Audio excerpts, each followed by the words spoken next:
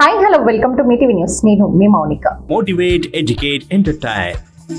కాంగ్రెస్ అగ్రనేత సోనియా గాంధీ జూన్ 2న తెలంగాణకు రానున్నారు. యూపీఏ హయాంలో తెలంగాణ రాష్ట్రాన్ని కాంగ్రెస్ ప్రభుత్వం ఏర్పాటు చేసింది. అనంతరం జరిగిన ఎన్నికల్లో రాష్ట్రంలో కాంగ్రెస్ పరాజయం పాలైంది. దాదాపు 10 ఏళ్లు తెలంగాణలో కాంగ్రెస్ కు అధికారం లేదు.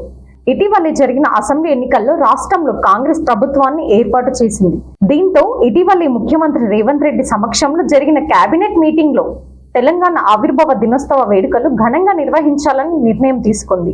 సోనియా గాంధీని ముఖ్య అతిథులుగా ఆహ్వానించాలని ప్రభుత్వం నిర్ణయించింది. ఆవిర్భావ దినోత్సవం రోజు సోనియా గాంధీ చేత తెలంగాణ గీతాన్ని ఆవిష్కరించనున్నారు. ఈ గీతానికి సంగీతాన్ని ప్రముఖ సినీ సంగీత దర్శకుడు ఎంఎం కీరవాణి స్వరపరిచారు. వందే మాతరం ఫౌండేషన్ మరియు శృతిలయ కల్చర్ అకాడమిక్ సంయుక్త ఆధ్వర్యంలో 30 రోజుల అనంతరం తెల్కపల్లి రెసిడెన్షియల్ శిక్షణ శిబిరం ముగింపు కార్యక్రమానికి ముఖ్య అతిథులుగా నాగర్ కర్నూల్ డిఎస్పీ శ్రీనివాస్ గారు, వందే మాతరం ఫౌండేషన్ జిల్లా కార్యదర్శి జగన్ మరియు Vande Mataram foundation team members పాల్గొన్నారు.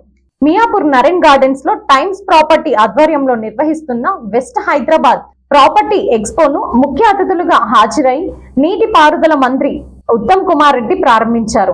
అనంతరం ఏర్పాటు చేసిన స్టాల్ ను ఆయన పరిశీలించారు. మంత్రి ఉత్తమ్ కుమార్ రెడ్డి మాట్లాడుతూ హైదరాబాద్ లో రోజు రోజుకు రియల్ ఎస్టేట్ పెరుగుతుందన్నారు. హైదరాబాద్ లో కల్చర్ అద్భుతంగా ఉందని తెలిపారు. రియల్ ఎస్టేట్ బిల్డర్స్ కు ఎటువంటి సమస్యలు ఉన్నా అందరూ మంత్రులు అందుబాటులో ఉంటారని ఆయన తెలిపారు. హైదరాబాద్ కు నలుమూలల మెట్రో రైలు కూడా అందుబాటులోకి తెస్తానని అన్నారు.